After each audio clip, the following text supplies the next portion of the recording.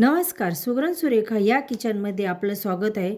आज आपण बनवणार आहोत सगळ्यांचा आवडीचा पदार्थ म्हणजे उपवासाची साबुदाणा बटाट्याची चकली. ही कडक न होता एकदम खुसखुशीत आणि मऊ अशी बटाटा चकली बनते. ह्या चकल्या इतक्या पटापट बनतात की यांना वेळ सुद्धा लागत नाही.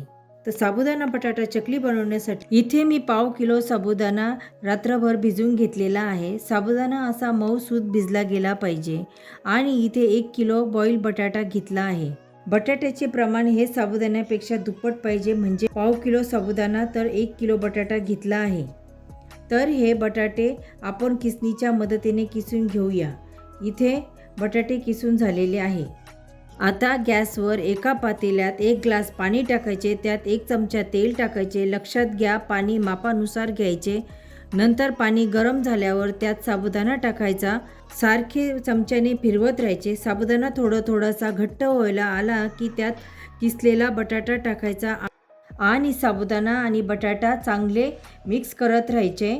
साबुदाणा बटाट्याचे मिश्रण मिक्स करत झाल्यानंतर 1 चमचा जिरे, 1 चमचा मिरची पावडर, 1 चमचा मीठ टाकून मिश्रण चांगलं मिक्स करायचे. हे मिश्रण चांगले घट्ट होईपर्यंत मिक्स करत राहायचे आहे. आता चकलीसाठी मिश्रण तयार आहे. आता लगेचच चकली पाडून घेऊया.